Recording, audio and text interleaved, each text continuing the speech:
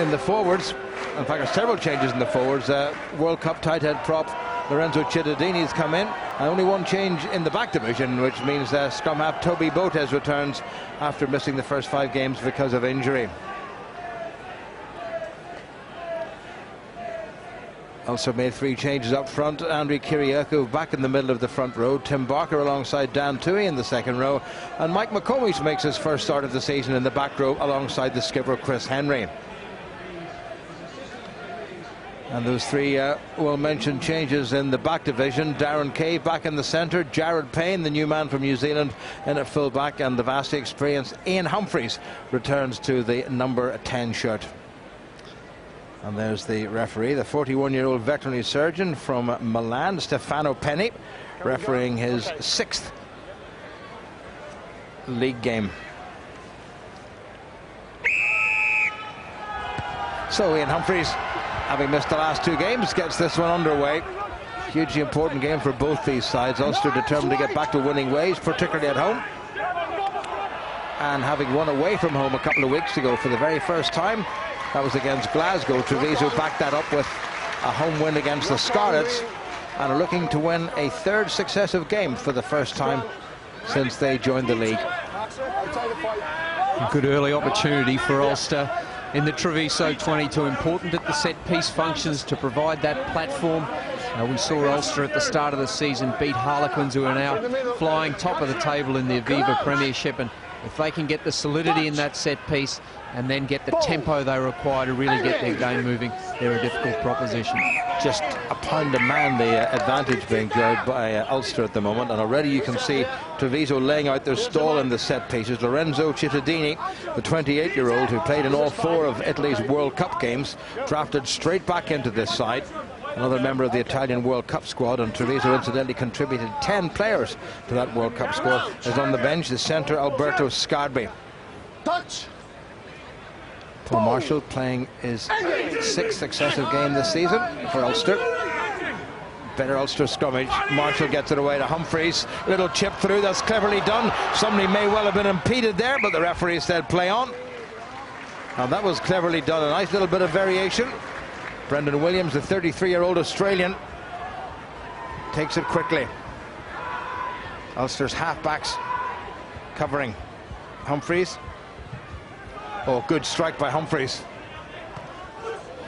Gathered in by the number 8 Filippucci. Tobias, known as Toby Botes. Little tap by Gilroy from the mark. Looking for a little bit of open space. He finds Christopher Burton. Stay 2. Jared Payne got a dead leg a couple of games ago, missed the last one. Down to Williams, who does like to run, likes to kick as well. Marshall, that's been passed into Humphreys. Cleverly done. Not so cleverly done. Well, he annoyed with himself about that. Yeah, excellent chase from Brendan Williams. This guy is electric. Given time and space, he can shred opposition defences. Ulster will need to kick very well tactically. That little kick, the pass back, read it well. Williams putting huge pressure on, and then he comes back and gets that little ankle tap in potentially there. Ulster now under pressure. First line of the evening. Good challenge by Ulster. Jerry Cronin might just have nudged it forward, but the initial knock forward was by a Treviso hand, and Ulster get the put into the scrum.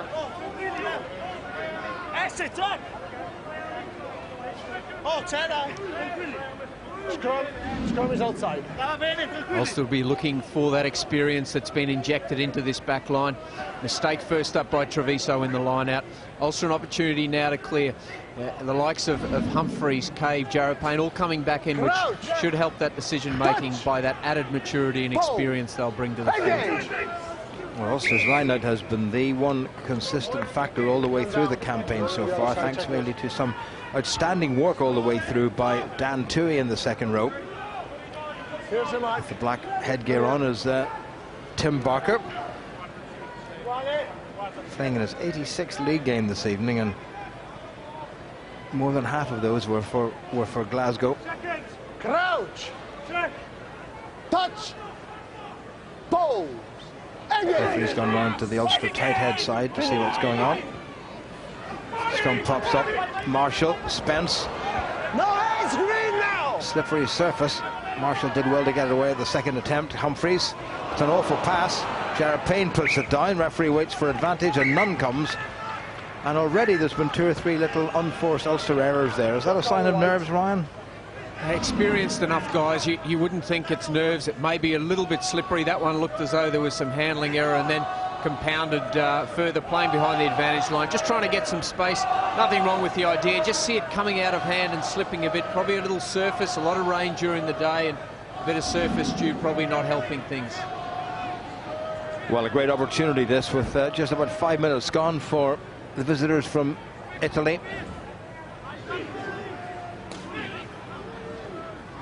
Good solid Treviso scrum. It pops up, picked up at the back by Filippucci. Needs a little bit of help. Good first time Ulster defence. Botes gets it away to Minto.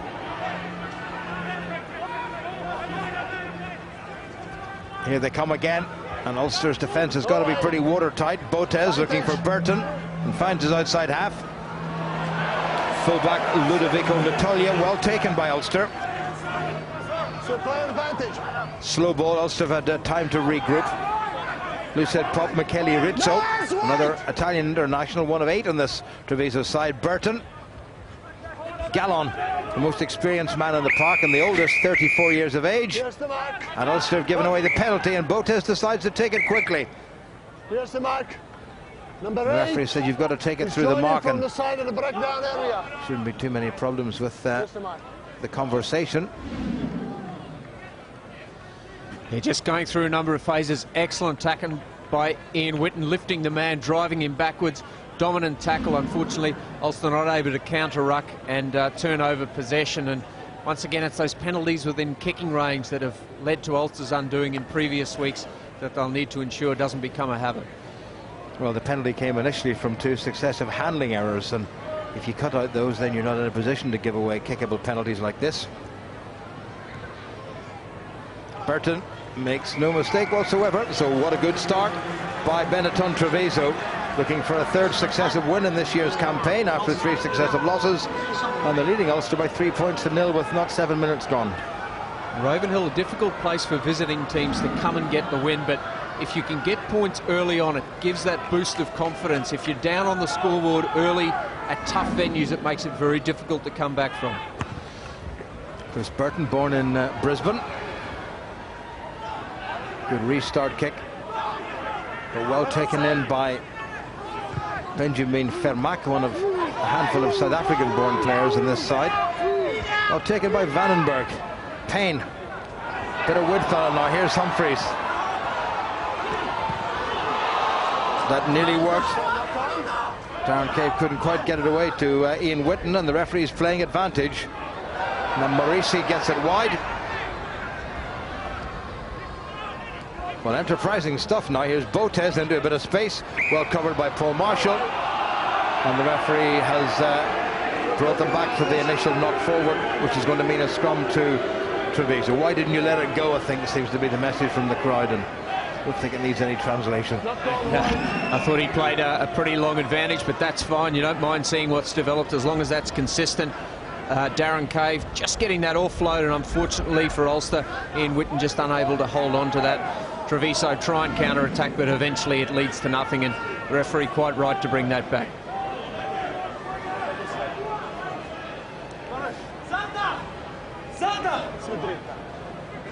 It's a pretty grizzled-looking front row. 2 international props and a very promising hooker in the middle of it. This is Tobias Botes, now 27. Good solid Treviso scrummage.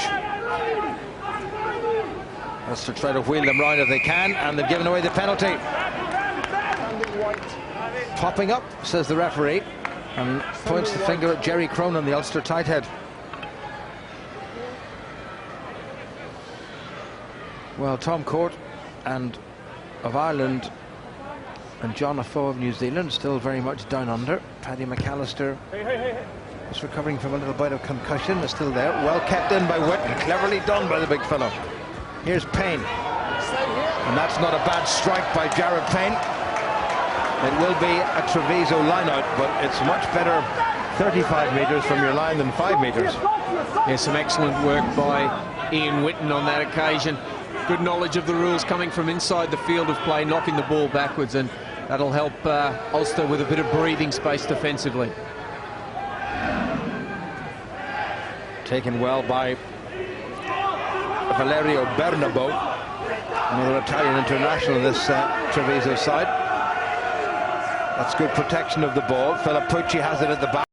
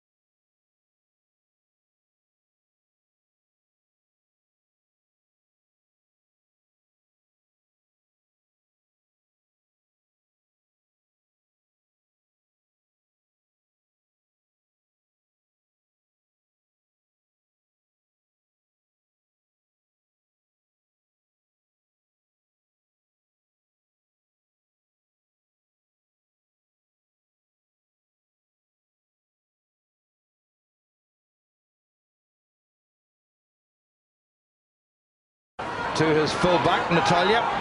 Good bit of running by the Italian international, and played most of his international games on the wing, hence the speed.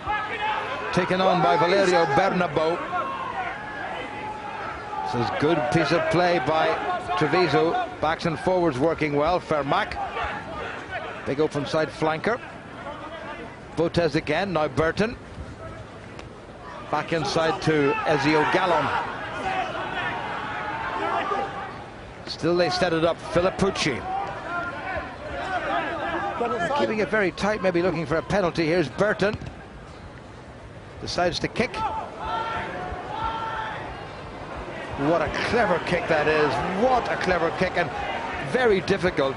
Adam Darcy and Ian Whitten in two minds, and they left it, so Ulster will get the throw into the line-out. But that's the second excellent kick. In fact, that's the better of the two by Chris Burton. What a belter. Pinpoint accuracy. Watch this. He has been outstanding. Look at the trajectory on that. Spotted the small space, and it's absolute perfect kick. He's been outstanding. Really dictated the play for Treviso. They've had the lion's share of possession. He's ensuring it's used well. Well, a clever long throw by Ulster, finding Pedri Wannenburg. And Treviso giving away the penalty. Ulster will be relieved. 6 green. And Ulster will certainly be encouraged by the scoreboard. They've had very little possession to play with. They've had to go through huge amounts of defensive work, and certainly given the volume of possession and territory Treviso have enjoyed, Ulster will take some small solace in the fact that they're only 3 points down. Well, Ulster will have to find an awful lot by half-time, and then in the second half. Pretty decent evening for rugby. Pitch a little bit softish, but an otherwise good nick, and Ulster playing into a stiffish breeze. That's not a good throw at all by Ulster. Filippucci may just have nudged that forward, but the referees said play on. Botez. When Ulster have thrown it long, it hasn't gone to the target. Botez looking for a runner, gets it in the shape of the 18-stone prop Rizzo. Again, it's quick ball by the Italians. Alberto Sgarbi, fresh from the World Cup. Botez having a glance, seeing what's available on the narrow side. Filippucci breaks one tackle, gets across the 22 of Ulster. Botez, Burton will kick. Thought about it. Nabbed by Chris Henry, Ulster's captain. Well released by the men in green and white. A lot of possession. They still have to make a clean line break. Nitoglia is doing his best, popped up on the far wing. And that's excellent Ulster defence. Yeah, it has been, and it's had to have been as well. Treviso playing a very direct style, not overly creative, but certainly very effective, going through a number of phases. A lot of one-off runners, and then when they run out of options, Burton has been kicking very well. Just unable to get that scoreboard ticking over, and maybe lacking a little bit of creativity, but certainly executing their limited game plan very well. Ulster's line out on their own 22. Kyriacou. Tim Barker with the clean take. Marshall standing inside his 22, but the ball will be delivered from outside it, so he can't kick it directly into touch. That's a very good kick by Marshall. Where's that gone? Has it gone forward from an Ulster hand? Referee saying play on. Treviso won this. Botez has a glance. Here's Burton. Just trying to keep the lid in Ulster. Wannenburg covering. Ulster would like that to bounce and bounce and bounce, but it's going to be touched on for a 22. Just about 15 minutes, a bit less to go to the interval, and if Ulster can hang on and regroup and have a chat and sort out their problems, who knows?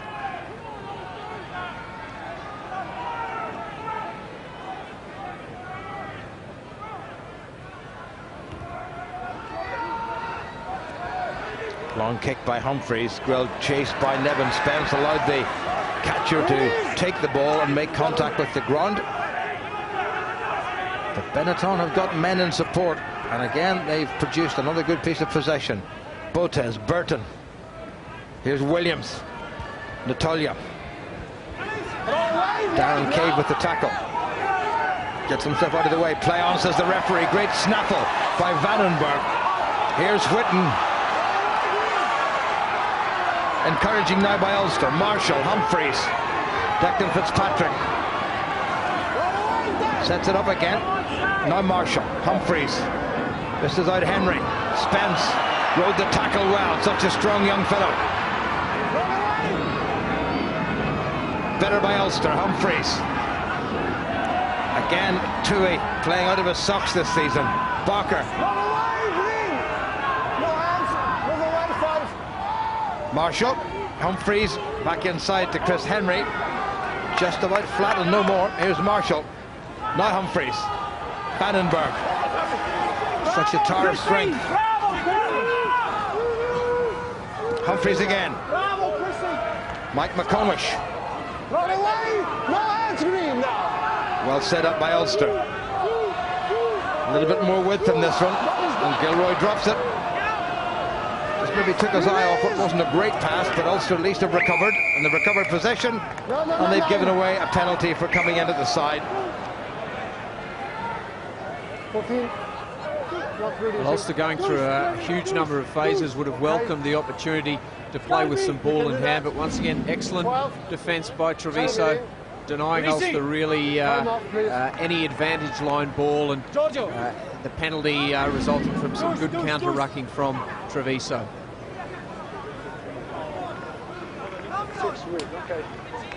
Six. Bit of a stoppage for an injury to Ian Whitten, it seems. Stefano Penny speaking to his fellow countryman. Not to say there's any bias implied there. Just having a little word with them about their own discipline, I think. Yes, the mark. Not releasing the ball. You look at the Italian teams now and their development from last season. Almost feels like they've shrugged off that inferiority complex. They're feeling more comfortable playing at this level, and we're certainly seeing a positive development in their recruitment and, most crucially, their performances so far this season. Well, that is another incredible kick by Chris Burton, and because it was a full penalty, Treviso had the line out 5 metres from the Ulster line. Well, this is as good as anything we've seen from Ian Humphreys in recent seasons at Ravenhill. Well, they've got the position, they've got the possession. Can they get the points from here? They've done the first bit, taken it the back by Vermaak, and here goes the thundering drive by the Treviso tight forwards. Skipper Pavanello takes it on. And again, when they come within striking distance of the Ulster line, Treviso's own indiscipline has cost them a penalty. Yeah, Ulster did very well to defuse that rolling maul. It looked like they'd set a very good platform and it was marching towards the line, and fortunately from Ulster's perspective they managed to halt that, and then the resultant penalty. The little shift from the top of the line out, they got around the corner. Michael McComish, it looks, pulls one down at the start, and then Ulster muscle up defensively and eventually cause the turnover. Pedri Wannenburg competing for the ball on the ground, and penalty going to Ulster. I think it might have been the skipper, Antonio Pavanello.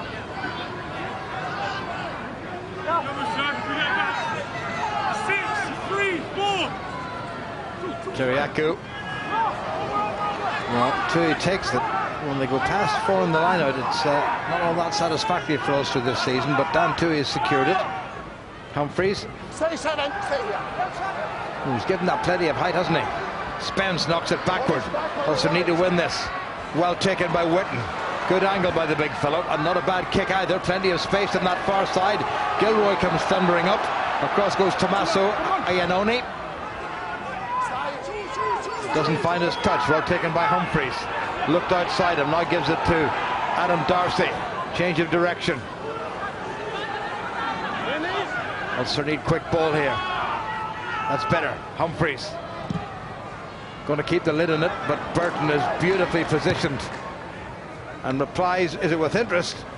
It will be if it bounces into touch. Well kept infield by Humphreys. Low and awkward. Nitoglia. Williams. Oh, they've left them far too much room, and he's bamboozled the Ulster defence. This could be an outstanding try. Great covering by Darren Cave. Williams was in for one of the tries of the season at Ravenhill. Treviso may still score from here, but you'd have bet that Williams would have got in. Here they come again, the tight forwards. Well, this is desperate Ulster defence as half-time approaches. And that really should have been a Treviso try. And what a cover tackle it was by Darren Cave. More on that in a moment. Treviso got the put into the scrum, but that was a 7-pointer for the Italian visitors. Excellent cover defence from Ulster. The original line breach, you watch what Williams does. He takes that soft 45-degree angle, sizing up the mismatch, and then it's off the foot through a second row and a prop, and then this man is electric given space off either foot, and some desperate defence by Darren Cave coming back, and then another excellent piece of defence to deny what was a 3-man overlap for Treviso. Initially couldn't get Burrow through. Good work by Ulster around the fringes. Darren Cave, some sensational cover defence there. Well, 3 tries this season for Darren Cave. Missed the last 2 games. Got a couple against Cardiff, and scoring the first, he just did a little tiny hamstring pull, not a major tear, but enough to keep him out of the last 2 games. But Brian McLaughlin will be very grateful to the efforts of his Irish international centre for that cover tackle. And this was so close. Lorenzo Cittadini very nearly across that Ulster line, the big tight head prop, nearly 20 stones of him. And a crucial score gone awry there for Treviso. If they had have got that 5, takes it to 8, maybe 2 more, 10-0 potentially. Okay, no try. Scrum 5, Treviso ball. Television match official, Marshall Kilgore, I think has confirmed it was a Treviso put into the scrummage. Will Treviso try to out 3 tries this season for Darren Cave? Missed the last 2 games. Got a couple against Cardiff, and scoring the first, he just did a little tiny hamstring pull, not a major tear, but enough to keep him out of the last 2 games. But Brian McLaughlin will be very grateful to the efforts of his Irish international centre for that cover tackle. And this was so close. Lorenzo Cittadini very nearly across that Ulster line, the big tight head prop, nearly 20 stones of him. And a crucial score gone awry there for Treviso. If they had have got that 5, takes it to 8, maybe 2 more, 10-0 potentially. Okay, no try. Scrum 5, Treviso ball. Television match official, Marshall Kilgore, I think has confirmed it was a Treviso put into the scrummage. Will Treviso try to out-muscle Ulster here, this particular set piece. Well done, Darren Cave. That was a lung-bursting covering tackle he made.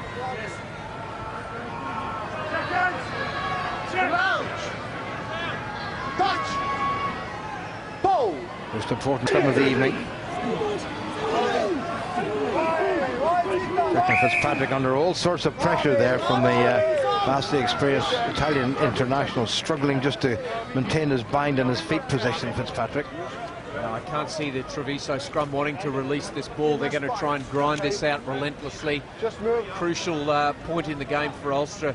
If they can deny Treviso any further points in this half, they'll certainly be encouraged coming out the second half with that defensive display and the wind at their back.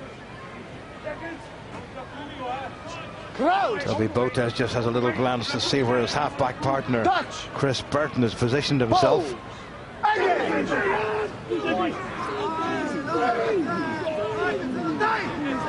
Ulster digging in and hanging on, and they've whipped it round, and the referee has penalised Ulster. Not binding properly, he says, and I'm pretty sure Treviso will go for another scrum round rather than kick for goal. Yeah, I think they've declared their intention here. They're going to try and get a psychological advantage here by trying for that pushover scrum or penalty try. Tough times now for Ulster. Seconds in. Well, once again, the importance of a solid set piece has been emphasised. Treviso have worked so well off it, and Ulster are struggling in this respect.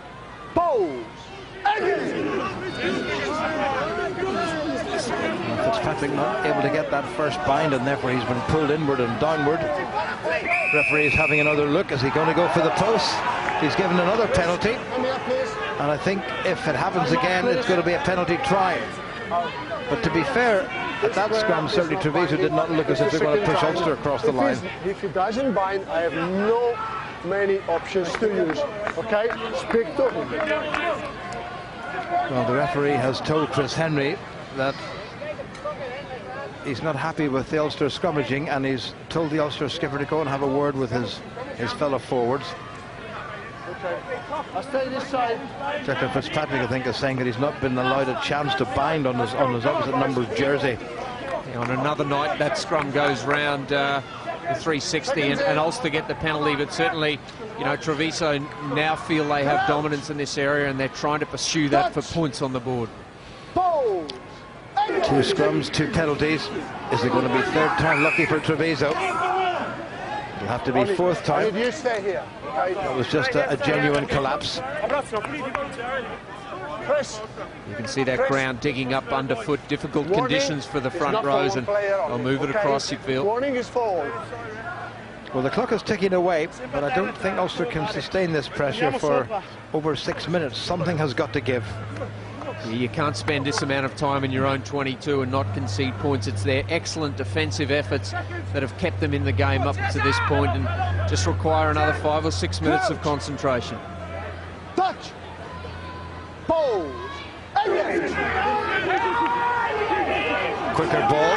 It collapses once again on the Ulster loose head side, and the Treviso front row stand up, and the referee says there's nothing deliberate there. I think Ulster will disagree with that. Jerry Cronin and Declan Fitzpatrick are giving a bit of a mincing. It's better work by Fitzpatrick, and he turned himself inward and went down on one knee, and maybe lucky not to get away with being penalised yet again.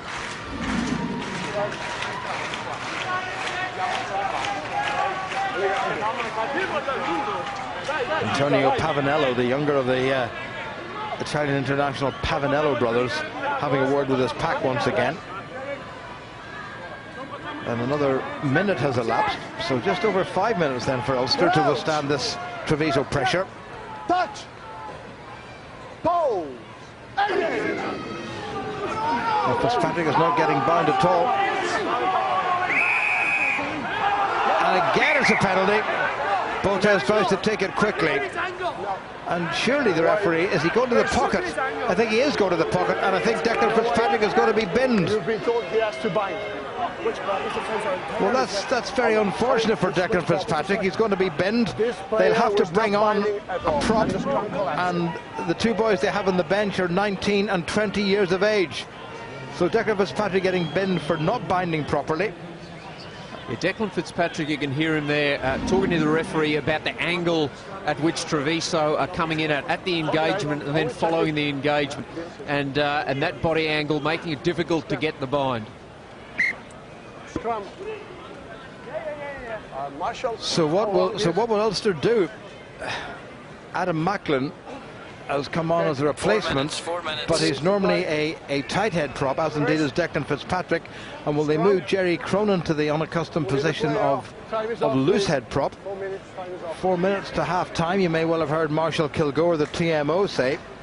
So big decision time. It looks like Adam Macklin is going to come on. I don't think he's ever played loose head prop, and I'm not sure that Jerry Cronin has played loose head prop either. So 2 very inexperienced. This time last year, Jerry Cronin was playing club rugby for Ballynahinch, and Adam Macklin was recovering from a broken leg. Yeah, big ask, but what Ulster will probably need to do is drop a wing. You wouldn't want to be dropping off the traditional loose forward that you generally do at this time. Given the pressure that's on at scrum time, you wouldn't want to sacrifice one of that 8. Well, the clock has stayed stopped, so there's no point in Adam Macklin delaying his arrival. And decision time, as Ryan quite rightly said, who will Ulster ask to leave the field? Because when a replacement comes on because of a sin binning, somebody else has to go. Well, I can't for the life of me understand what the delay is. 7 white. It looks like Michael McComish coming off to allow the prop substitution, and probably Ian Whitten may attach onto the side of the scrum. So Mike McComish goes off, and Nigel Brady is coming on now. That's very interesting. Nigel Brady is coming on now. I don't know that Nigel Brady has played a lot of competitive rugby since his days at prop forward, since his days at Dungannon Royal School, when he was an Irish international schoolboy prop. but he's short and he's squat, and he certainly won't take any nonsense. But how he's going to stand up to the 19 stones of Lorenzo Cittadini, we are about to find out. What a fascinating little cameo this is. Touch. Pose. Engage. Well, Brady suffering from the same problem as Fitzpatrick, not getting the bind. Ulster stand up, and the referee's awarded a penalty try. It was almost inevitable. The crowd think that the cause of the front rows coming up is down to Treviso, but the Italian referee has decided otherwise. It goes in, and then it does come up, and I think it's the hooker from Treviso's doing that. Well, he certainly looked like the first up. The Ulster heads were below theirs, and the first person to pop out was Treviso, but I think it's more just an accumulation of penalties in that area of the pitch that the referees lost patience and just gone against Ulster. Well, Chris Burton will inevitably add the extra points, and Ulster couldn't do what we all hoped they might be able to do, and that's hold on to a 3-point deficit until the interval. There's about 2.5 minutes to go, and this was the crucial scrum. Now, they were going forward. Well, the first head to pop up was the Italian, and the referee's got that completely wrong. Yes, Ulster under pressure. Yes, a Treviso score might have been inevitable, but I think he got that one wrong. Taken in by Vermaak, the open side flanker for Treviso. No hands, safe. No hands, great. Botez outside is 22. Knocked forward by Treviso. Stray foot came through. Well away by Brady. Darcy. Humphreys. Advantage is over. Not a bad strike by Humphreys. Advantage from the Treviso knock-on, long over, and 1.5 minutes to go, and it's going to be a Treviso line-out. Important that Ulster channel that frustration at the perceived injustice at the scrum time, to focus their minds. They've played a full half with almost zero possession, and important that they start to get their hands on the ball, try and impose some of their patterns, just get some time with ball in hand. Well, taken in by Bernabo.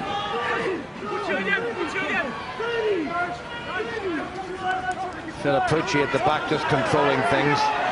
Good driving maul by this rugged Treviso forward pack. Good work by Kyriacou as well. Penalty for deliberate obstruction. Thought for a moment that the Treviso side were going to bring on a replacement, because the Fijian-born Italian international Manoa Vasawai seemed to be getting ready to come on. Right decision to elect to go for the post from Ulster. Well, Ian Humphreys just threw a little bit of grass up in the air and looked across and gave the nod, so certainly he'll feel as though he has the distance, and at 10-0 I'm sure Ulster would welcome some points on the scoreboard. Not enough time really to let anything else develop, looking at the clock as well, so an opportunity to grab 3 points going into half-time. Well, Ulster will have to survive the first 6 minutes of the second half with 14 men, and hope that there aren't too many scrummages in that period. So time is up. Whatever happens, this is going to be the last act of the first half, and a bit of a flop from Ian Humphreys. So that's the end of the first half.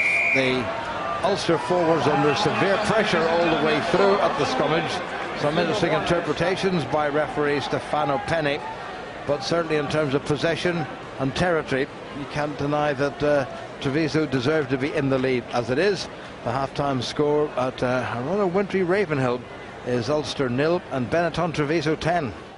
A horror show for Ulster, hasn't it? Not really the response they were looking for at all. It's the visitors who have impressed here at Ulster Rugby headquarters this evening. I suppose the only consolation for Ulster, as Jared Payne went off injured, is that the visitors haven't put even more points on the board. A mistake by Ulster, peppered with mistakes throughout the first half. and the Italians really should have had a score then. And eventually the referee lost patience. Yellow card. That eventually led to a penalty try. Right or wrong decision? We'll have the thoughts of Maurice Field and Bryn Cunningham in a moment. But not going well for Ulster. At half-time, it's Ulster 0, Benetton Treviso 10. Well, try and pick some positives out of that, Bryn. It was a pretty awful first half for Ulster. It's difficult, isn't it, Stephen? I'm sure everybody watching at home is as disappointed as we are here now. It was a very nervous start by Ulster, which smacks of a side that is a little bit low in confidence all of a sudden. Unfortunately, ill discipline, which we talked about at the top of the show, came to bite us immediately. We gave away a stupid penalty in front of the post. That settled Treviso, and if you're a travelling side and you settle early on, then you move on from there, and they end up playing all the rugby in that half. Yeah, Bryn, I think you said there it was a very nervous start. One of the hangovers of having 2 defeats away from home is you try and come out of the blocks, you try and set a fast tempo game, but you have to earn that right. And I think the tone for this game was set in the second minute, where we got into the 22 and we kicked the ball away from the resultant kick. The ball was kicked down to our 22. We tried to pass it, inaccuracy again, led to a penalty. We're 3 points down after 4 minutes. Did Ulster kick too much ball away early on, Morris? Well, it turned into a game of ping pong, and there was just kicking for kicking's sake. There was no kicking for possession or kicking to regain possession, so that seems to be an issue. And I think as well on that, the wind was fairly strong into Ulster's faces, and it's quite difficult to kick into a strong wind. So I would have liked to have seen Ulster go through a few more phases, keep it a little bit tighter. That gains momentum, gains confidence in the side, and then, you know, again, it just makes the side move on from there and start getting a little bit of positivity into the whole team. I mean, the last couple of weeks, Ulster's performances have been riddled by mistakes, and yet again tonight, there have been too many errors, Morris. Yeah, we could see here inside the 22. For some reason, it was a very poor Spence and Devon Spence. It shouldn't have went that wide. It should have been maybe 5 metres closer. But then again, we can see here again, poor passing, knock on. We're just putting ourselves under pressure. Treviso aren't doing anything. You just see their forwards; they're just ambling along, knowing that we're trying to play an expansive game without in there. Again, like Ian's poor pass. Again, young Craig took his eyes off the ball. I mean, they will have to be slightly deeper. If we're going to go wide, we have to come from depth. At the moment, I think our attacking alignment is against too shallow and not accurate. And I think as well, you know, Morris touched on earlier, you've got to earn the right to go wide, and what Treviso are actually doing very well is they're just spreading the field, they're fanning out, they're actually not committing too many to the rucks, and that's something that Treviso have certainly changed over the past year or two. Their defensive line's much more structured, and Ulster are finding it more difficult to get easy breaks. The big talking point, I suppose, in the first half is the scrummage. What is going on in there? Ulster definitely losing out, certainly the referee's interpretation. Yeah, again, from the first scrum that we had there, again, there was pressure coming on. It's whoever gets the initial hit, obviously Bryn and myself being very seasoned front row campaigners as we are, we get to notice this from afar, from back. But again, you know, it's the first hit, whoever gets the pressure coming on. Now, the referee, no matter what happens, will always give the ball, the advantage to the team that's going forward in the scrum, no matter if they pop up or not. Yeah, and I think that's the point Morris just made at the end. Treviso are actually playing the referee very well, because while they're getting the hit and moving forward, if they come up first, the penalty should actually be reversed and go the other way, and that's not what's happening at the moment. Treviso are continuing to get that step forward, popping up, and then they get the penalty. You can see here in this hit there, again, Declan could get an initial hit but then lost his binding, and to be fair to the referee, he's being consistent with it. The pressure's coming on, Declan's losing his binding on the arm, and he's no option but to go for a yellow card. The subsequent one from this then with Nigel Brady, and I can understand why Nigel was brought on to prop. You don't want to bring in young McCall in his first cap against a grizzly front row of Italians like that to introduce him. That could destroy a kid. Nigel's an experienced player, but what he did do was he didn't take the bind, he put his hand on his leg, which you're not allowed to do. You think that's fair enough penalty try? To me it's a fair enough penalty try, because the pressure came on, Nigel lost his binding and used his knee, used his hand on his thigh to prop himself up. Again, from the other side of the scrum, the Italians came up, but they were going forward. Yeah, but I mean, as I've said a couple of times already, it could have been even worse for Ulster. The Italians could have had a lot more points on the board. Yeah, well, they could. I think this is a danger of kicking deep to someone like Brendan Williams. He's an Australian sevens specialist. If you give him time to move, he's dangerous. The line was too slow moving up there. They should put more pressure on it. He identified that he had a prop in front of him. He cut inside. He's got great feet. Darren Cave does brilliantly here to stop that, and then he gets back on his feet and gets involved again, which causes the stoppage in play. But great defence by Cave, Morris. Great defence by Cave. But when the ball was kicked to Brendan there, both of us just went, find a prop, and he did. He noticed Dan Tuohy, and he noticed, and unfortunately it was Declan again. And we mentioned that defensive line. The defensive line is coming up and stopping. That is just manna, the sevens player of Brendan's class, and it's a great bit of skill by Darren to find his way back and to make a nuisance of himself, because that should have been a score. How do Ulster get back into this game with those massive problems, obviously, in the scrummage, and with confidence pretty low, I'd imagine, as well? I think it's a combination of getting territory is going to be a little bit easier with the wind behind them, but also going through the phases as well. So whenever they've got the opportunity, don't look for the hallelujah pass, go through the phases, tie in some of their pack, let's earn the right to go wide whenever we have the opportunity, and let's hold on to the passes. A little more clinical with our passing, with just our basic skill level. Yeah, why have Ulster seemed so flat, Morris, do you think? Again, it's hard to put one thing on. Basically, they haven't had their hands on the ball. They've been defending quite a lot. You can see there was one time the ball was kicked into this corner towards us, where the backs just let the ball run into touch. The forwards were absolutely furious. So, I mean, there's an anxiety within going through the team, because they know they're better than the team they're playing against. They have aspirations of wanting to be in the top two to get home draws for the semi-final, and unless they actually shape up, it's going to be, this result could go completely against Ulster, and that'd be catastrophic for Ulster in their ambitions to get into that top four position. I suppose this could define how Ulster are going to perform the rest of the season. Important to get a win before we have this early season break. Yeah, that's exactly it, Stephen. With 2 bad losses, we don't want to go into a 2-week break with 3 losses on the bounce. It's just not going to do the side any confidence. So it's very, very important to come out in the second half and just basically turn it around. You know, they have to find something from within, start upping the intensity levels that Morris talked about, getting in amongst Treviso, and just whenever they get the opportunity, put them away. But I think that this is what we call upon your senior players, the decision makers, to come to the fore.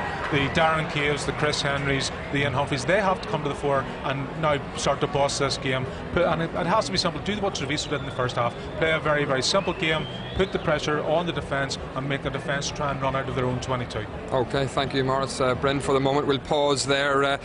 Not going well for Ulster tonight, but certainly a lot of the young players have been making an impact on the Ulster season so far this year. And we decided to find out where this conveyor belt of talent is coming from.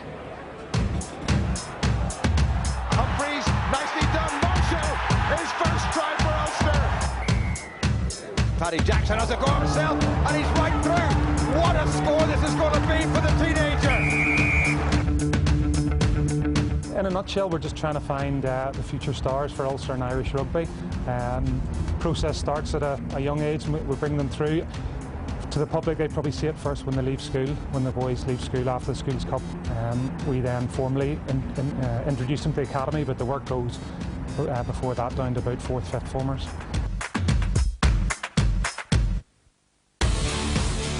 I was 18 when I first got on the bench. I didn't get on, but even just being on the bench and just the experience of it was great.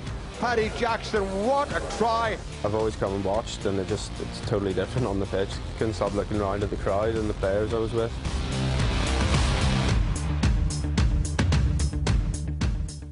Physically, I would never have done weights before at school or anything, and it's been great from that point of view. Like, even just educating us on weights, like, I had no idea what to do. I would have maybe done a few beach weights or whatnot. Well, he allows himself the luxury of a little smile, and he's nearly swamped by his teammates. Paddy and Luke have done really well, and they're just a year ahead of me, so hopefully if I can keep working hard, I can progress to what they have done as well. It's only a year, they're only a year ahead of me, so it shows that it can be done. This could be a debut try for the youngster, and it is. I think what we offer is as good as anywhere in Europe. We had a bit of a bumper crop last year. The likes of Paddy Jackson, Craig Gilroy did exceptionally well, Luke Marshall, and they're playing well again this year. So, yeah, sometimes they come through all at once, and we're basically trying to create a production line that we can see them coming. The public won't hear about them for a few years, but we know that they're in the pipeline. I want to make it as a rugby player, so I've seen the likes of Darren and like Humphreys. Like, I've seen them since I was watching them since I was little, so it's everything I've always wanted to be, and still a long way to go, but yeah, it's definitely want to keep going for it.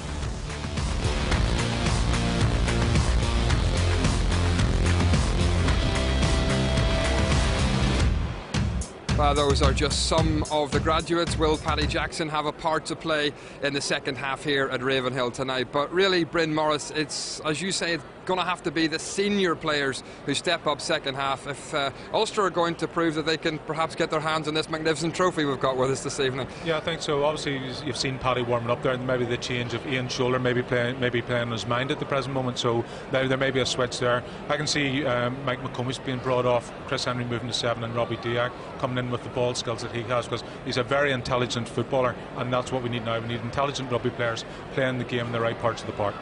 Ian Humphreys kicked very uncharacteristic before half time. Not like him. No, it's not like him. I mean, Ian's a quality kicker, always has been. I'm sure he'll address that at half time. He'll be thinking about it. He'll probably be beating himself up about it, but he'll aim to come out here and put that right, and I'm sure he will. And you've got the likes of Paddy Jackson. We saw the insert there. You know, Paddy Jackson's a very talented player. He's been one of the shining lights over the past couple of games, and he's got a big future ahead of him as well. So, you know, Paddy could come on as well at some stage towards the end, but I think from Maine's point of view, he'll certainly look to improve his kicking. Okay, thanks a lot. Let's hope for improvement in the second half. Time to rejoin our commentary team, Ryan and Jim. Well, it certainly hasn't been any warmer here, Ryan, and interesting, Treviso out very, very quickly indeed. I'm not altogether sure what Paddy Jackson was doing. Is he going to come out in place of Ian Humphreys? Because why would he actually start warming up with his playing gear on if he's not going to start this second half? Yeah, well, he's hovering around the entrance gate there, so you suspect that he may be joining the team as they run out. A hurried warm-up during the half-time interval, and as the Ulster team runs out, we'll soon have the answer to that question. Well, the answer is yes. Chris Henry leads his Ulster side out, trailing by 10 points to 0 against a Treviso side who are hoping to go where no Italian side has gone before in this league, and that means winning 3 games in a row. So Paddy Jackson has indeed come on, and Ian Humphreys is still on. So where is Paddy Jackson going to play? Do we have an injury somewhere else? I'm just having a little look down. Ian Whitten was certainly getting some attention to his shoulder in the latter stages of that first half, and that may well be the person that's been replaced. Well, of course, the only other back on the bench with Jared Payne going off in the first half is scrum half Ian Porter. So Paddy Jackson has come on, and he's taken up the position on the left wing. Well, Stefano Penny seems to be enjoying himself. I don't know that the Ulster crowd are enjoying Mr. Penny's performance, but he's been working with his assistants or touch judges, and he feels he's got most things right. So Paddy Jackson on, it seems, for Ian Whitten, and Chris Burton, who's got a conversion and a penalty, gets the second half underway. Chris Henry waits. Well tackled by Ludovico Nitoglia, the Treviso fullback. Marshall. And again, not the most wonderful contact by Ian Humphreys, but he does find a pretty decent touch. But it is going to be, and you can see his reaction to that, a Treviso throw. And Ulster under pressure from the start, back in their own territory. You feel they'll change their tactics, play a more controlled, set-piece oriented game. They're going to use this win to kick for territory, and then it's just a matter of doing what Treviso did in the first half, being clinical in the execution of a very direct game plan. Clever little switch, throwing the ball to the middle of the line out. It was interesting that their number 8 Marco Filippucci had gone into the scrum half position. Here come Ulster. Williams knocks it forward. Ulster couldn't quite control, and no advantage come. Yes, there is. No, there's not. Tim Barker's divested himself of the headgear. That shaven head makes him more recognisable. That was a very good kick, and Williams had a wee glance, and he could feel the hot breath of Chris Henry on his forehead. And this is what Ulster probably didn't want, actually, the scrum. Yeah, well, the difficult thing now is with the number of changes in the back line, all of a sudden you diminish the opportunity to play these strike moves, which a lot revolve complicated second man plays, and with Paddy Jackson standing on the wing, it just disrupts Ulster's ability to strike from set piece. Toby Botez, a little injury worry there. So the first scrum of the second half, and remember Ulster down to 7 forwards. Nevin Spence has gone. Remember Ulster down to 7 forwards. Nevin Spence has gone to open side flanker. Crouch. I think what Ulster want to do is get the scrum down and set and get the ball in and get it away quickly. Marshall has to get it in as soon as they make contact. And the Ulster scrum getting demolished again. Stand up. And the referee has decided that the scrum has stood up, but he's going to allow the foot in again. A definite Channel 1 ball that be looked for here. Marshall straight under the foot, a very quick strike and back to the number 8's feet, and Chris Henry to pick and go from there. Again, it's all about speed. You can't rush the engagement, but as soon as the heads and shoulders touch, Marshall must get this in. Bit better by Ulster. Humphreys had to stretch back, cave. Hey, stop! Ulster going for territory and finding territory. You can see Lewis Stevenson warming up on the far side of the field for Ulster, interestingly. That breeze really looking as though it's picking up and in Ulster's favour. Just some composure needed now. It's only a 10-point margin. Excellent indications from that initial set piece. The correct decision made to kick deep into Treviso territory, pressure the line out. Well taken by the flanker Vermaak, who came up from the back of the line. I'll jump it to. Good variation by the men in green and white. Ulster must be careful they don't drag that driving maul down. Back to Botes. Holding up in the wind. Good take by Craig Gilroy. Look how strong he is. Marshall. Humphreys. Needed to put a wee bit more on that. Here's Williams, the danger man. Nitoglia, who can run a little bit. He's very quick. Covering tackle by Paddy Jackson. There's nobody in the left wing. And Williams elected to kick, and he did have an overlap there, Brian. Yeah, and certainly not his natural instinct to kick the ball away unless it's kicking with the opportunity to regain possession. But Treviso, certainly no need for them to panic. They can afford to be a little bit more relaxed, take the percentage options. 10-point margin they enjoy at the minute. Some excellent work by Craig Gilroy, keeping his feet long enough to be able to retain possession and get players in behind him. Short and Ulster line out. Well done by Barker. Just about vertical by Paul Marshall. Is that not forward by Ulster? Referee says it was. There's no advantage. There's no con. White. Scrum green. Little glimpse there of the rear view of Chris Henry, who's captain Ulster in every game so far this season. Did it for a fair chunk 2 seasons ago. Last year the honours went to either Johan Muller or Rory Best. And needless to say, everyone at Ravenhill will be wishing Rory and Stephen Ferris and Tom Court and Andrew Trimble, and indeed all the Irish contingent, the very best of luck tomorrow morning. And the World Cup quarter-final against the Welsh. Alarm clocks already been set. Sandwiches made. Champagne on ice, maybe we'll wait for that. It's a difficult period for Ulster, still down numbers.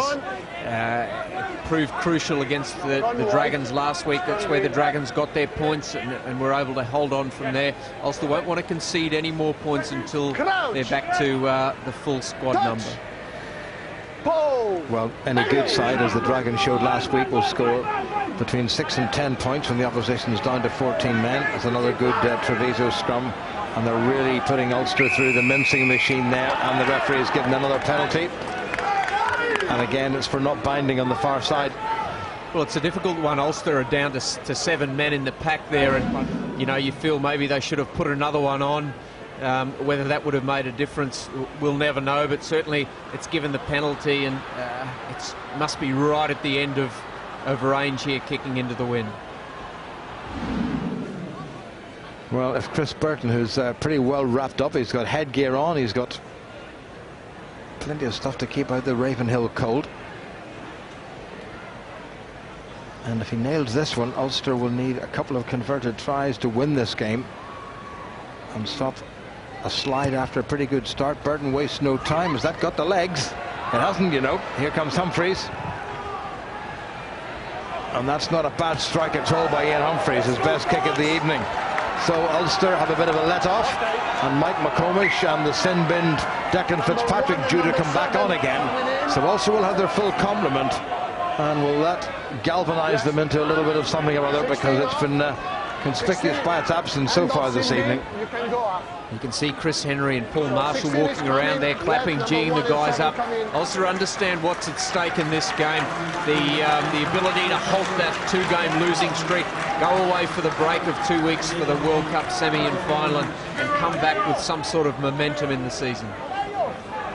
Declan Fitzpatrick on. It is a Treviso line-out. Long time since Nigel Brady played prop forward.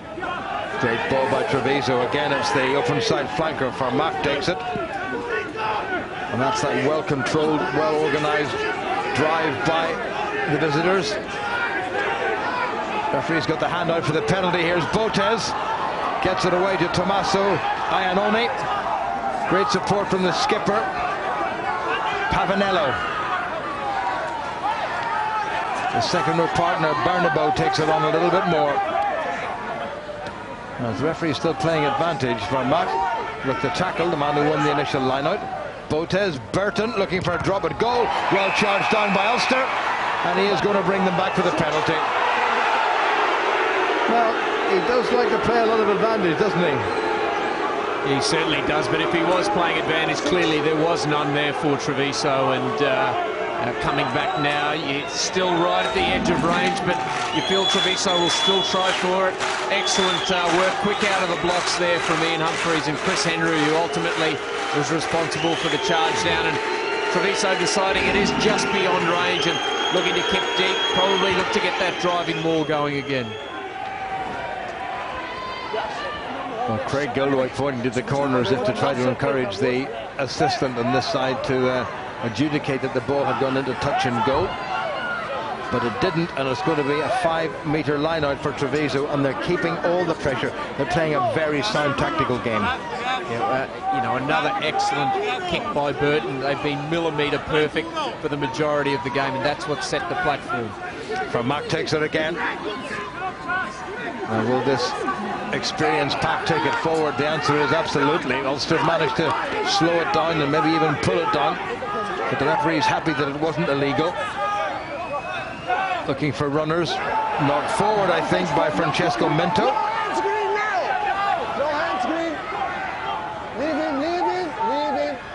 Humphreys. Again, contact's not wonderful, but he's put a lot of length on it. Nitoglia. Little ankle tackle by Paddy Jackson did just enough to slow him down, and Jackson had the man held, and Ludovico Nitoglia didn't release the ball. It wasn't much of a tackle, but it was enough to ensure that the ball should have been released initially.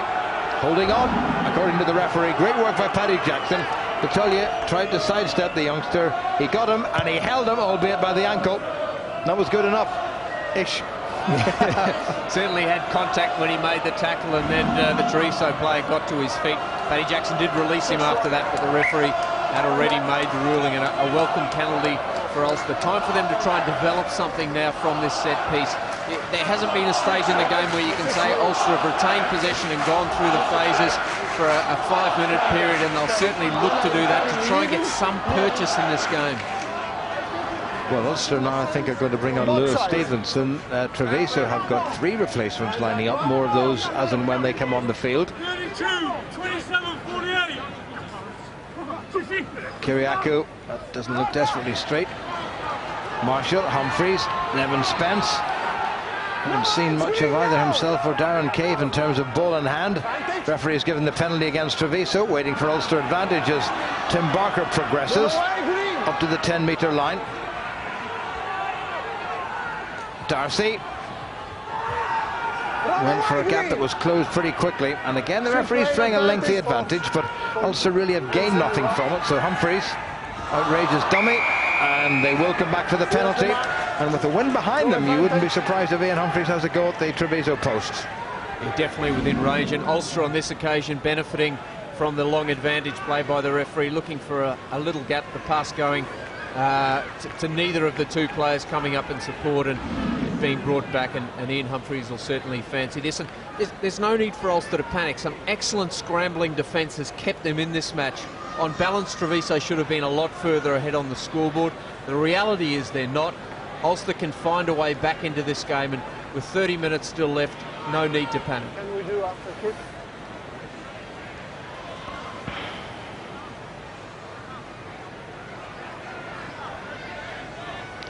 Treviso bringing on a couple of forward replacements and one in the back division.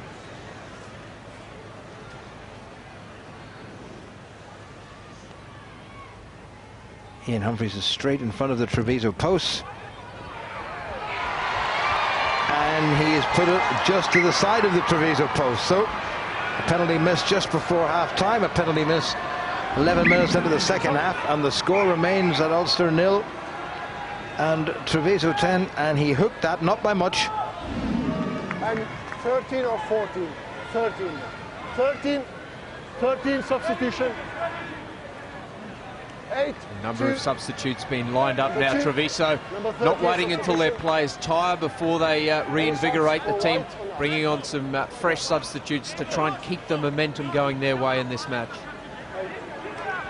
Time back on. Fijian-born Italian international Manoa Vasawai, one of 3 replacements. Pretty formidable character, great with ball in hand.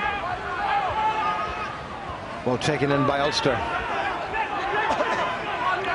And Paddy Jackson did it. Here's Marshall, Humphreys, Spence. Hasn't really made any progress when he's taken that inside ball. Here's Humphreys. Judged that nicely. It's going to be a Treviso line-out. Just under half an hour remaining, about 28 minutes. There's Burton, who's been outstanding in this game, as he has been for most of the season. Dropped a couple of beautiful goals against Cardiff, although his side went down. Replacement hooker Diego Vidal, born in Tucumán in Argentina, with his first throw into the lineout. Vasawai, look at all that power.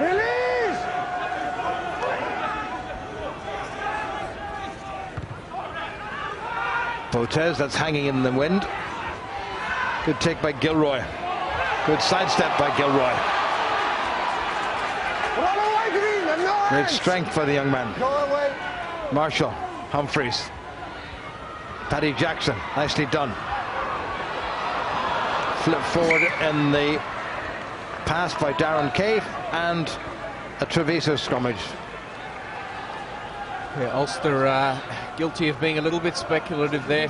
No need to panic. It's a 10-point margin, but they could well close that out. There's players of the calibre of Cave and the magic of Gilroy, Spence's directness. They've certainly got the players with the attributes to be able to break this defensive line, but they don't need to force the game at this stage. They need periods of continuity, of possession, and their kicks for territory have been very good thus far. Tim Barker leaves the field. Lewis Stevenson, who's been just edging him in terms of first choice selection in the second row, comes on. And look at Gilroy, really is a young man with a great appetite for the game. When he gets the ball in hand, he wants to do something.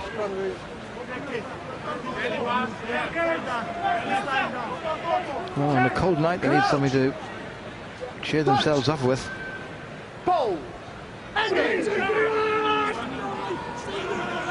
Strong scrum again by Treviso. Vasawai gets past the first tackle and across the halfway line. Well, Toby Botes enraged about something, and the referee has agreed with him, and he's given a penalty against Ulster. But the feeling, mine, even with quite a bit to go, it's not going to be Ulster's evening. Certainly nothing's gone their way, and surprised Treviso even let that ball out of the scrum. Some excellent scrambling defence there, and you know, Ulster may feel aggrieved they didn't get a penalty on that occasion, but the referee finding fault again with Ulster at the breakdown, and just haven't been able to get anything going tonight.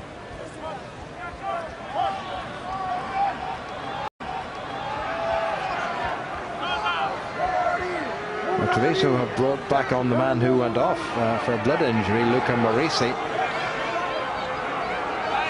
And the man who's gone off is Galon in the middle of the field.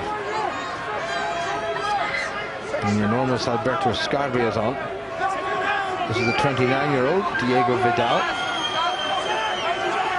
He's played in all 5 games so far this season. Vermaak at the back.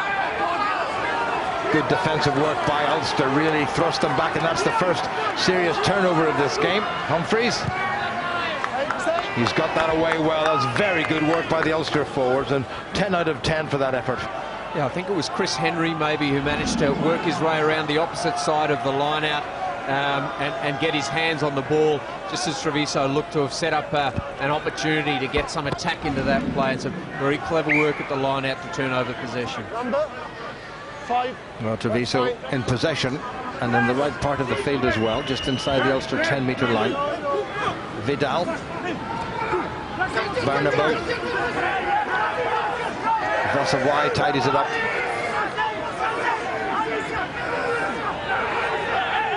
Treviso churning forward all the time, inexorably toward that Ulster 22. As long as they're mobile, the referee will let them do that. And when it stops, he will instruct that they'll have to play. And again, Ulster have turned it over, but this time it's been illegal. And it wasn't the turnover, it was the pulling down. And it might just be Andy Kyriacou who's got himself penalised. He got a shove in the back for his pains, and there was no need for that. Now, the referee, is he entitled to reverse the penalty for that? I think he is, but I don't know whether he will or not. Yeah, there's a strong chance he will, and it'll be a huge relief for Ulster if he does do that. Hey, come here. You speak English, you know what it means. You must not touch the opponent in play. There's no need for the Treviso replacement to do that. That's fine. Is Senor Penny going to reverse the decision?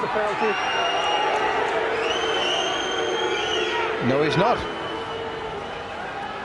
Well, an additional 3 points certainly makes it a harder equation for Ulster, and you wouldn't back Burton out from this range.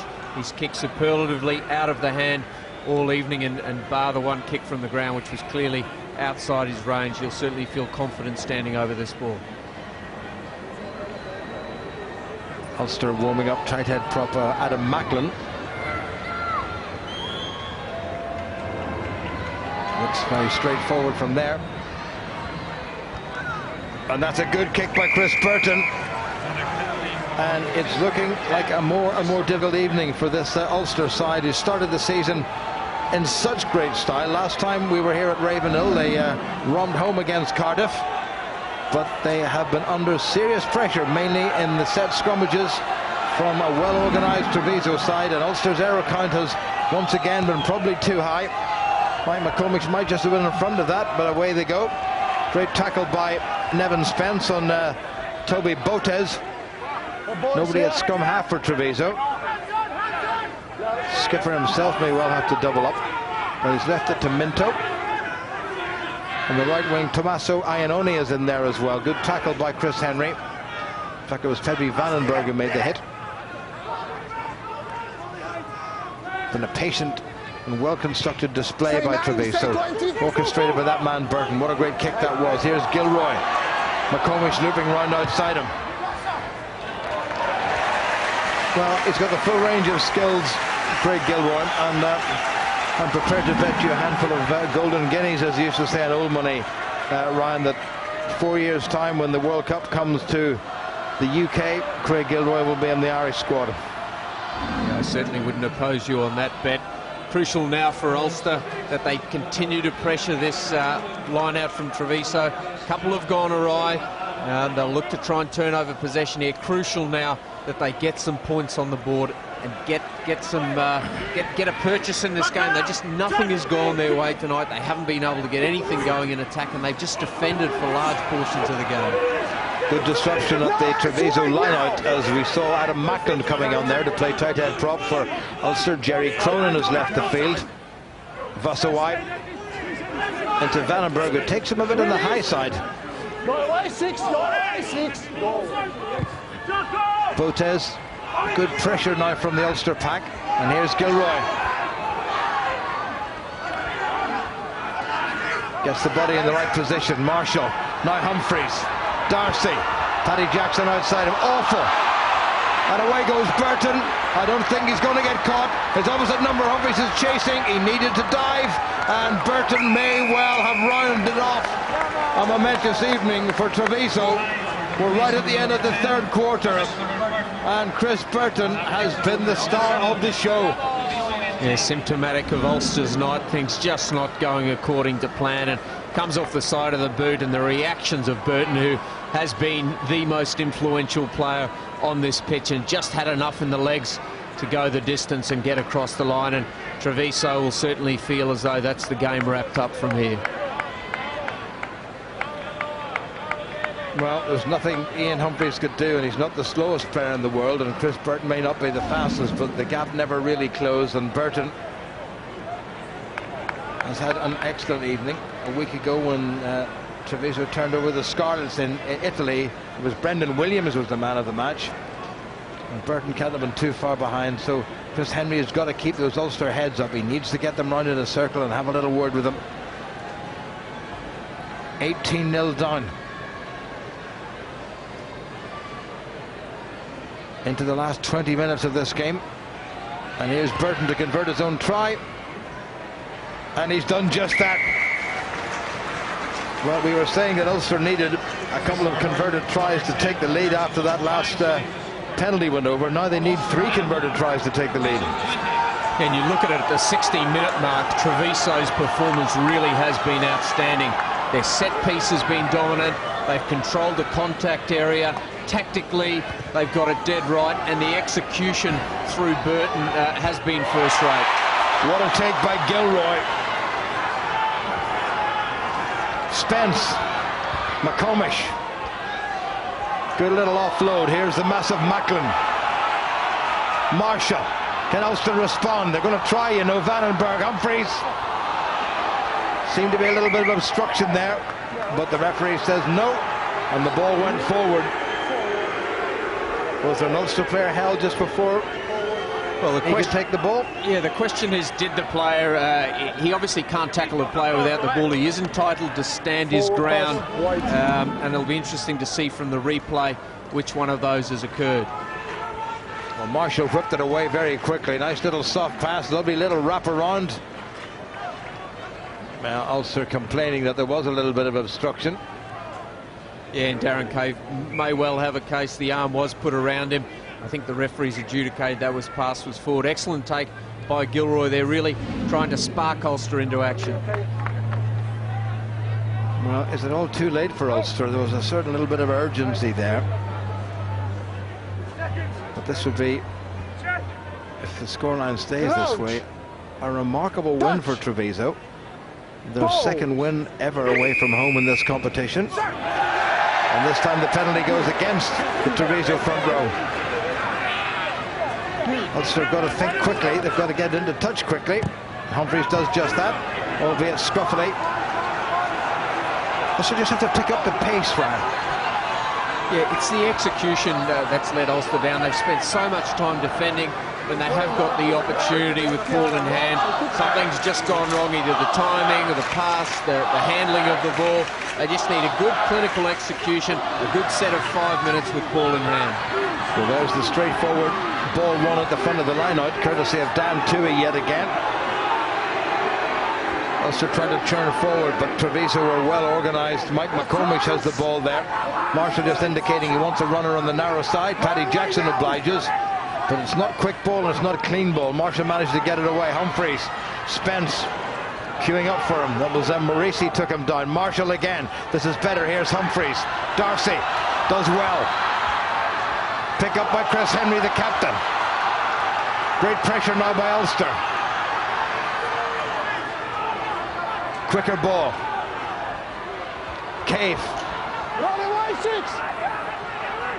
Options on both sides. Marshall, soft little offload. Wannenburg gets across the line. Referees going upstairs. But Pedri Wannenburg and all of Ravenhill reckon that the big South African has got Ulster's first try.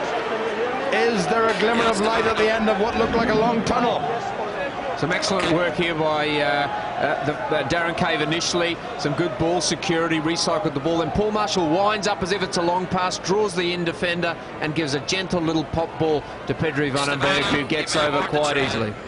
That is a try. Marshall Kilgore tells the referee he can award the try. Ravenhill crowd were, needless to say, in no doubt whatsoever. But it was a lovely little soft delay on that pass by Marshall, and Wannenburg hurtled through. Good touchdown by the Springbok. Yeah, good communication between the two players there. Obviously aware of what was going on, and it was that soft pass coupled with the fact that Wannenburg was coming around the corner from depth, unsighted by the defenders, who didn't step in and react, and he carried two players over the line and has given Ulster some hope in what looked like a forlorn 15 minutes about to follow. Well, Wannenburg took that try extremely well. His third league try.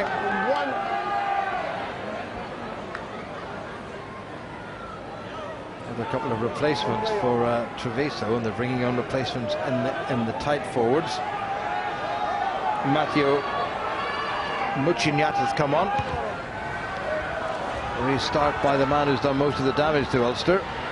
Well taken in by Chris Henry, Ulster's captain. Middle side.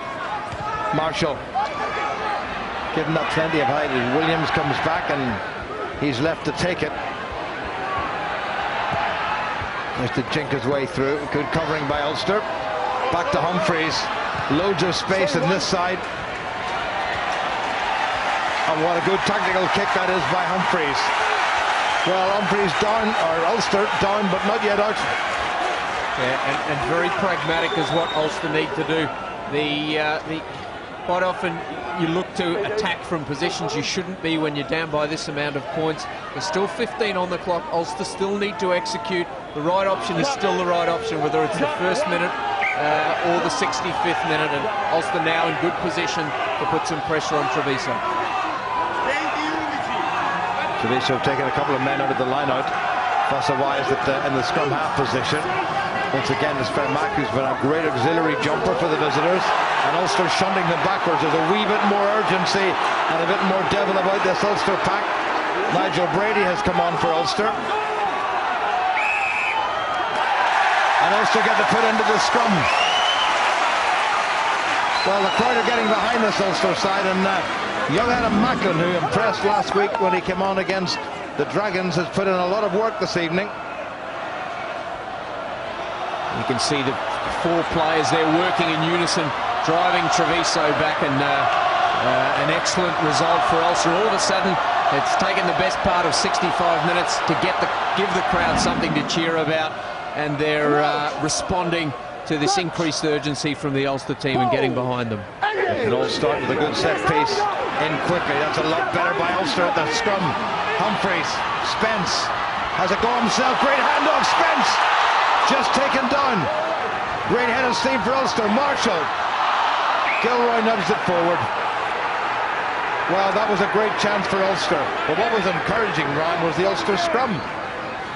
Yeah, you know, the higher the level you go up in rugby, the more emphasis there is on the set piece, and it creates that stable platform for the likes of Nevin Spence to do that. When they're doing it on the front foot, moving forward, it makes it much easier. Another Treviso replacement, I think, is waiting to come on. Willem de Waal.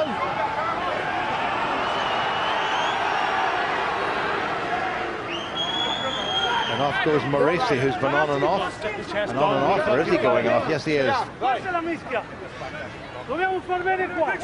Morisi went off for a blood replacement. He was off for quite a long time and then came back on again.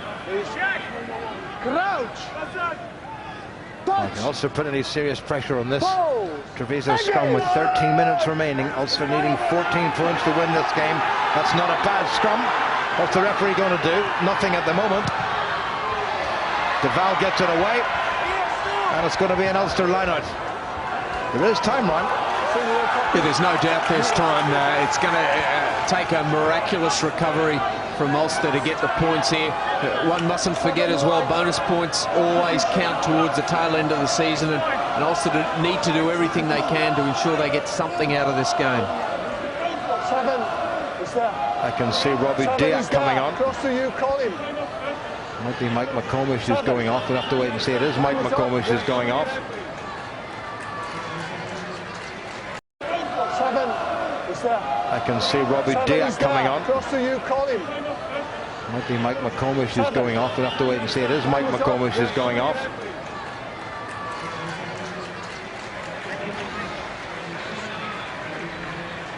Chris Henry just saying to him, you stand at outside centre and we'll try and get the ball to you. But it's the men up front.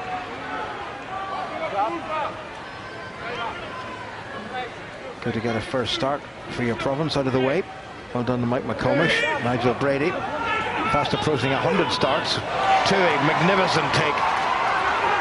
And he's still going. Henry, the captain, probably will have to set it up. He needs some support. Good tackle by his opposite skipper, Pavanello. Humphreys. Cave. Treviso might just have sealed that one off. Here's Marshall. Has a go himself. Need a scrum half, so they just decide to pick up and drive, and they pick up and drive successfully. Here comes Wannenburg. Well, that must be a penalty. Well, decision time now for Chris Henry. About 11 minutes remaining. Take the 3 points or go for the try. Corner, I think, is on Ulster's mind. Yeah, I think they need more than 3 points at this stage. They're starting to get a little bit of ascendancy in the game. They're starting to get some reward up front for their endeavours and look for an accurate line-out throw and then a driving maul from here as the clock counts down. About 11 minutes remaining. And 13 points between them.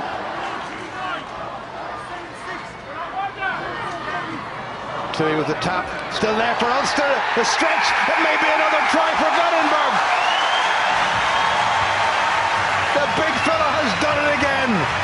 He got a couple of tries in a European game against Iannone last year, and he's got a couple of tries in a league game against another Italian side at Ravenhill.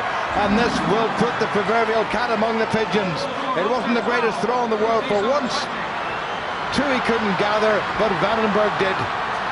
Yeah, excellent tap down by Dan Tuohy into the arms of Wannenburg. I'm sure that's what he'll be telling him after the final whistle. And just the tonic Ulster needed. All of a sudden, the decision to kick for touch has been vindicated.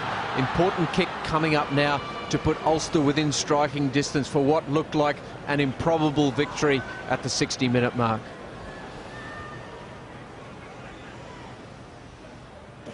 Wrong side of the field for Ian Humphreys, but will it be the right result? No, it won't.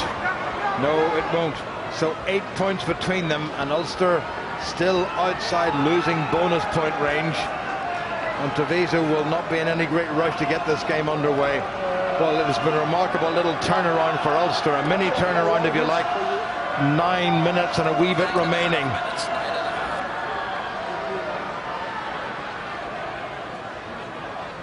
Burton.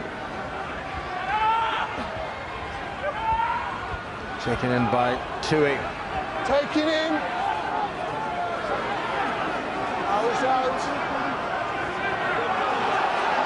Good drive by Ulster, encouraging Treviso maybe to pull it down and concede the penalty. As long as they keep motoring, the referee's happy to let them continue. But when they stop, he'll say flame. Macklin, nicely released. Marshall. Knocked forward by the Italians.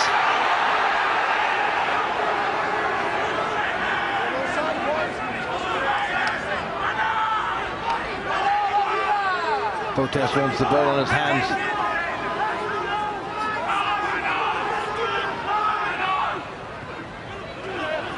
They're just playing keep ball now, Treviso. 8 minutes remaining, and they're leading by 8 points. Another glance by Botes. Burton to kick, I'm sure. Well covered by Gilroy. He is given that one almighty thump. What a belting kick by Craig Gilroy. Wonderful range of skills by the 20-year-old. They're showing excellent maturity on that occasion. Chose the right option and then executed it to perfection. And Ulster really applying the screws now. And again, Treviso just taking their time. Replacement hooker Diego Vidal with the ball. Plenty of big men in this Treviso lineup. And the orthodox ball to number 2 in the lineup doesn't give you too many options in terms of back play, but it secures the ball for you, and that's what Pavanello has done for his side. Protest encouraging the replacement Gonzalo Padro to get out of the way. Well, I thought Gilroy was impeded there when he was going up for the ball, but back goes Marshall. Padro is coming back. Marshall's down. Padro swarms all over him. Marshall trying to lay the ball back, and he's done that. But lots of green and white jerseys in there. Ulster have secured it, but they're in completely the wrong part of the field. And Treviso, I think, have just nicked that one. Yes, they have. Well, a drop goal by Burton, and he's just squaring up for that, would just seal this game for Treviso. And he's done that many times before, and they're just trying to get themselves into the field position to deliver the pass to their talented outside half.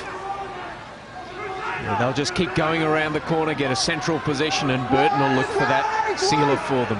Well, this is just about perfect for them. Botas saying, I want another runner just to set it up underneath the post to help the time tick away. Only 6 minutes remaining. Surely this time, no. Vossawai takes it on a little bit. There's an Ulster hand in the way. Well, they are determined to drive as close to the Ulster post as they possibly can. Maybe looking to score a try.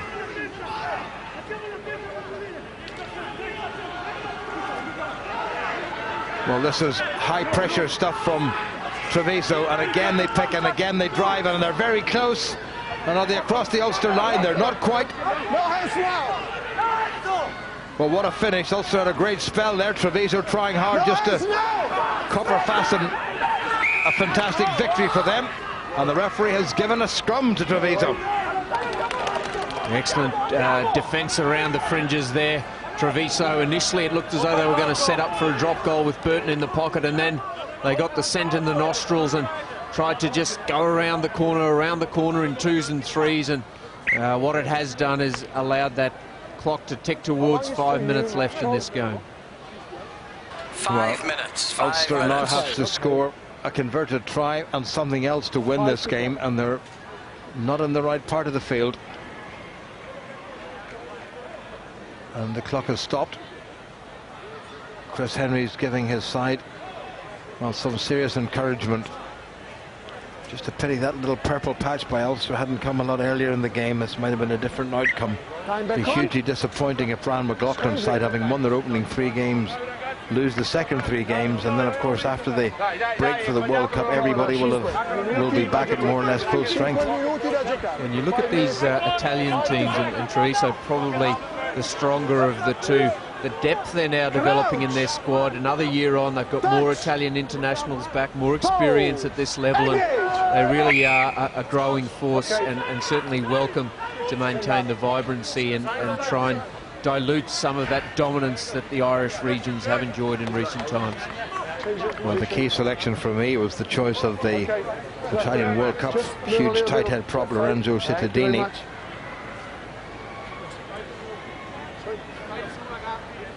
Referee's just moved them to the near side of the Ulster post. Rwanda stood up well to an awful battering it's taken. Clock is on again.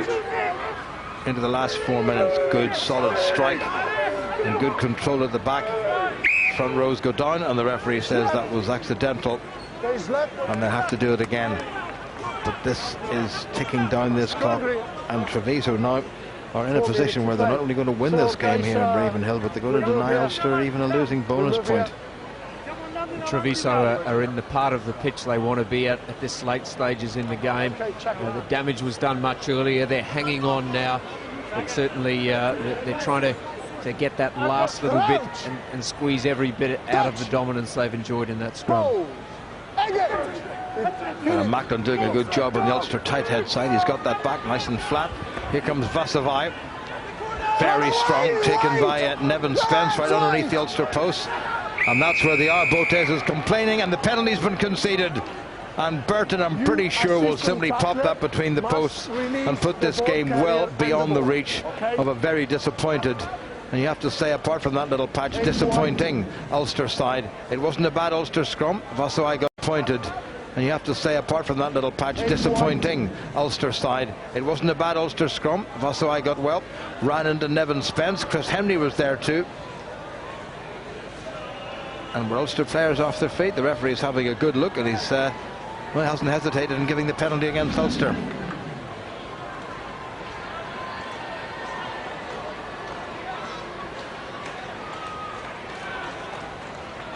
Well, they're smiling, but I'm sure they're not all that desperately happy. Let's hope from an Irish perspective they're smiling at about 8 o'clock tomorrow morning our time. Here's Burton, not going to miss it from there, and he hasn't. Right between the posts, so it's now Ulster 12 and Treviso 23. And this is the first time that Ulster have lost to an Italian side at Ravenhill.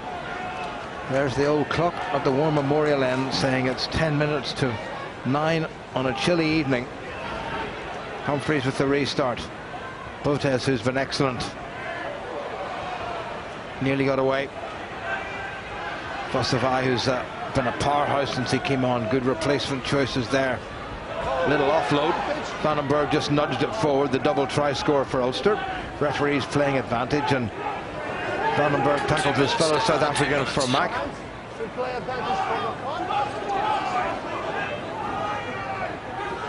No great rush for Treviso to play this one. Replacement prop. Mochinat takes it on. Vidala's replacement hooker pops it up. This is going to be, I'm pretty sure, up the jumper stuff from Benetton Treviso. Frustrating for the opposition, frustrating for the fans, but it's been a frustrating night all round for everybody involved with Ulster rugby. Get inside, call them. Get inside. Off to a flyer, then down to earth with a crash. Into the last minute of this game. No point in players getting involved. Chris Henry thought twice about it and sensibly decided just to keep his hands to himself. Vasavai gets away, tackled by Pedri Wannenburg.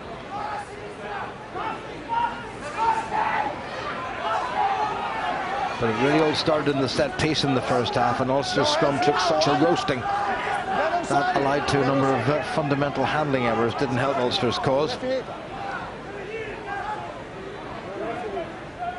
And the next game Ulster involved in is on the last Saturday of this month, away to Parky Scarlets.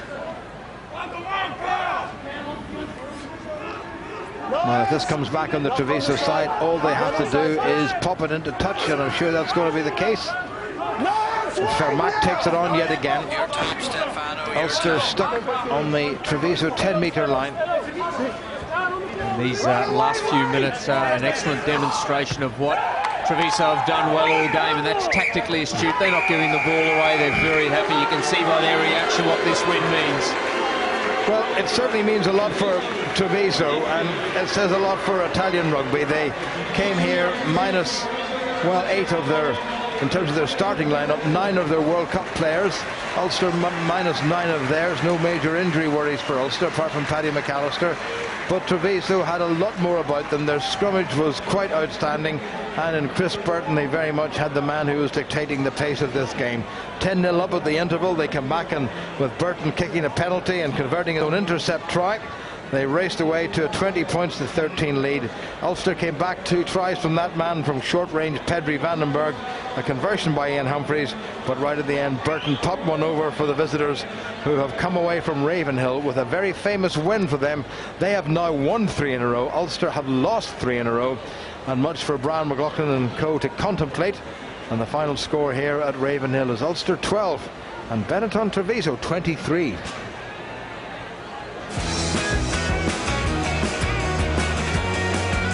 Not a good night for Ulster. First time they've ever lost to Treviso, who have won 3 matches in a row for the first time ever. Chris Burton controlled this game. He's the man of the match. Ulster did fight back with 2 Wannenburg tries, but they left it all too late. Frustrating for Ulster. Disappointment in the end. And that's 3 defeats in a row before this break in the Pro 12. Well, Brent Cunningham and Maurice Field have been watching. The 3 of us sat here not that long ago and watched an excellent performance by Ulster when they beat Cardiff. What has happened in the subsequent weeks? Because I think that's one of the most disappointing Ulster performances we've seen in quite